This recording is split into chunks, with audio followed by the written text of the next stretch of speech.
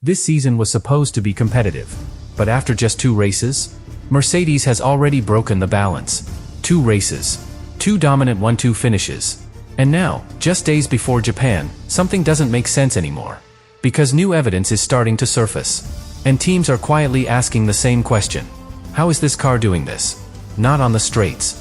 Not with raw power. But in the one place that matters most, corners. And here's the part no one can explain. The Mercedes isn't just fast. It's stable in a way that shouldn't be possible. No instability. No degradation issues. No visible weakness. And when engineers slowed the footage down, they found something. Something small, but potentially game-changing. A behavior in the front wing that doesn't match the rest of the grid. A diffuser concept sitting right on the edge of the rules.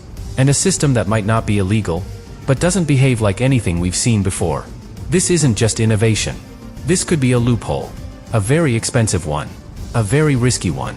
And if it's real, Mercedes didn't just build the fastest car. They may have found something the rules can't stop. So the real question is not whether they're fast. It's how long this can last before everything changes. At first, people thought it was just a strong start. A good car. A clean execution. Maybe even a small advantage.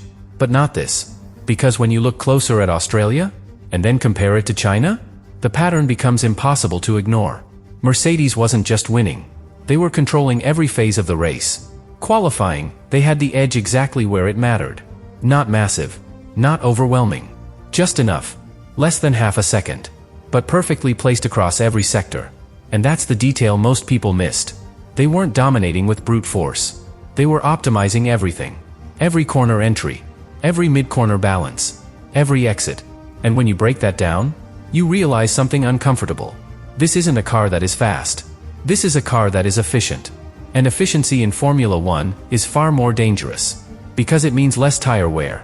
It means better energy deployment. It means consistency over an entire race distance. And that's exactly what we saw. Long stints. No sudden drop-off. No unpredictable behavior. Almost like the car was managing itself. But here's where it gets even more interesting. When you check the speed traps, Mercedes is not leading. In fact, in Australia, they were slower than McLaren on the straights. By several kilometers per hour. That shouldn't happen. Not with a dominant car. Unless the performance is coming from somewhere else. And this is where the story shifts again. Because if you're not gaining time on the straights, you're gaining it somewhere far more complex. Cornering load. Aerodynamic stability. Mechanical grip working in perfect harmony with airflow. And that combination is extremely difficult to achieve without compromise. Every team faces it. You gain downforce, you lose speed. You gain speed, you lose stability. That's the trade-off. That's the rule. But Mercedes doesn't seem to be following that rule. And that's why engineers are starting to pay attention. Because when a car breaks a fundamental trade-off, it usually means one of 2 things. Either they found something brilliant, or they found something no one else understands yet. And right now, no one fully understands it. But there is one detail. One very specific detail. That keeps coming up in every technical discussion. And it leads directly to the part of the car no one expected. And this is where everything starts to point in one direction. Not the engine. Not the strategy. Not even the drivers. The floor. More specifically, the diffuser. Now, most fans never look at this part of the car. It's hidden. It's complex. And it's usually not the headline. But right now, it might be the most important piece on the entire grid. Because Mercedes did something very unusual. They opened it. A slot. A visible gap in the diffuser wall. And at first glance, it doesn't look like much. Just a small design choice. Something subtle. But in Formula One, the smallest details carry the biggest consequences. Because that slot is not just a hole. It's a tool. A way to control how air expands under the car. A way to keep airflow attached even when conditions change. Speed. Yaw. Cornering load. Everything that normally destabilizes a car, this system seems to absorb it. And that's where things become dangerous. Because technically, it's legal. No moving parts. No actuators. No electronic control. Just airflow. But here's the part that's making engineers uncomfortable. That airflow behaves differently depending on the situation. At low speed, it stabilizes. At high speed, it seals the floor. In corners, it maintains downforce. So while nothing is physically moving, the effect is dynamic. It adapts. And that's the key word. Because Formula One banned active aerodynamics for a reason. If a car can adapt itself corner by corner, it becomes unpredictable for regulation, and almost impossible to match. Now here's where it gets even more interesting. This concept is not entirely new. Years ago, teams experimented with similar ideas. Small openings, micro channels, even early versions of what engineers called mouse holes. But those were limited, restricted, eventually regulated. What Mercedes has done feels like an evolution of that idea. Bigger, more aggressive, and perfectly integrated into the new rules, right inside a gray area. And that's why no one has protested. Because on paper, there's nothing to protest. But in reality, there's something happening. Something that explains the stability. Something that explains the consistency. Something that explains why this car never seems to fall apart. And now, teams are starting to ask a different question. Not whether it's legal, but whether it should be. Because if this concept works the way it seems to, then this isn't just an upgrade. It's a direction. A completely new path in car design. And if Mercedes is already ahead on that path, catching them won't be easy. But we're still missing one piece. One connection that ties everything together. Because the diffuser alone doesn't explain the full picture. There's another system interacting with it. Quietly. Almost invisibly. And once you see it, you can't unsee it. And this is the part that almost no one is talking about. Because while everyone is focused on the diffuser, there's something happening at the front of the car. Something subtle. Something easy to miss. But once you connect it, everything starts to make sense. The front wing. Now remember this. Mercedes is not using the typical configuration. Most teams went with multiple moving elements. More flexibility. More adjustment. Mercedes did the opposite. They simplified it. One main moving flap. The rest, completely fixed. At first, that sounds like a limitation. Less adaptability. Less control. But in reality, it creates something very different. Stability. A much more predictable airflow structure. And that matters more than people think. Because the front wing doesn't just generate downforce. It controls everything that comes after it. The airflow under the nose. The airflow towards the floor. The airflow feeding the diffuser. So if you stabilize the front, you stabilize the entire car. And this is where the connection becomes clear. Front wing stability, feeding a reactive diffuser. A fixed structure, working with a dynamic effect. And together, they create something extremely powerful. Consistency. But here's where things take another turn. Because analysts started looking at slow-motion footage again. Not at the diffuser this time. At the front wing. Frame by frame. Corner by corner. And they noticed something very specific. The movement wasn't instant. It was delayed. Not by much.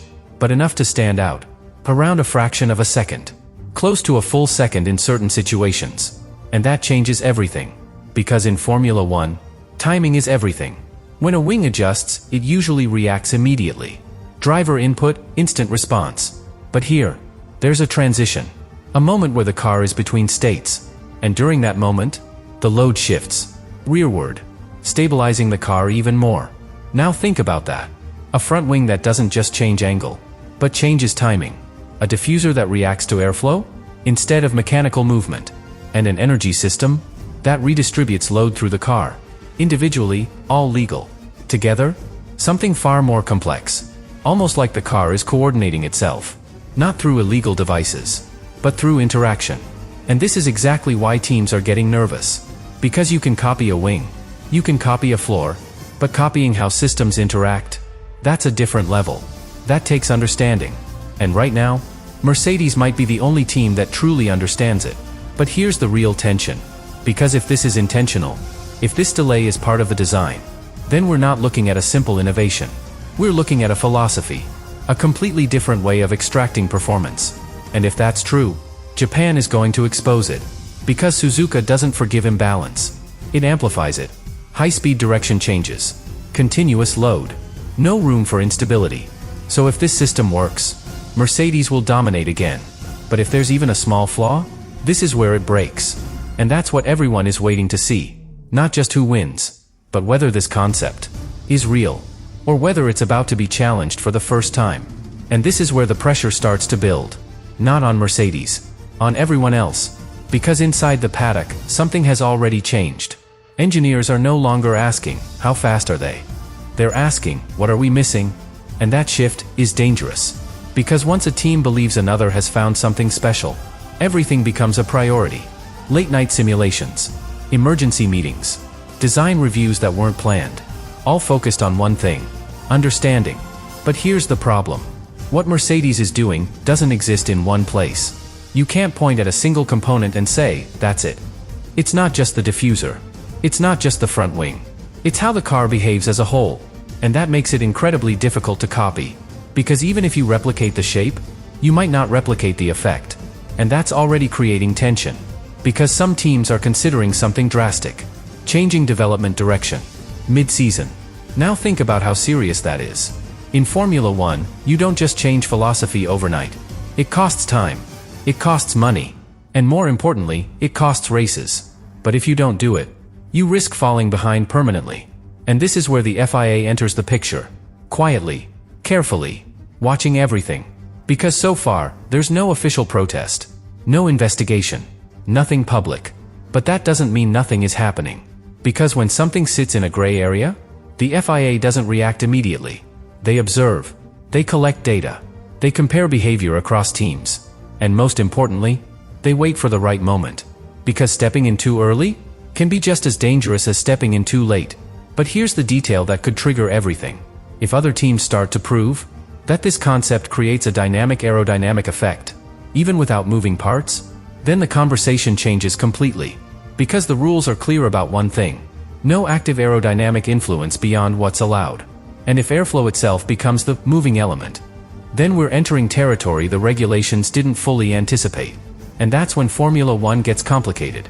Because now it's not just about legality. It's about interpretation. And interpretation decides championships. We've seen this before. Innovations that were legal until they weren't. Concepts that dominated until they got banned. And teams that built an entire season around something, only to lose it overnight. So now everything points to Japan. Not just as another race, but as a test. A real test. Of performance. Of legality. Of limits. Because Suzuka will push this car harder than anything we've seen so far. High-speed corners that never stop. Loads that build and build, without relief. If the system is truly stable, it will shine. But if it relies on conditions, if there's any hidden weakness, this is where it shows. And if it shows, everyone will see it. The teams, the FIA, the entire world. And once that happens, there's no going back. Because the moment something is understood, it can be challenged. It can be copied. Or it can be removed. And that's the real tension heading into Japan. Not just whether Mercedes will win again, but whether what they've built will survive being fully exposed.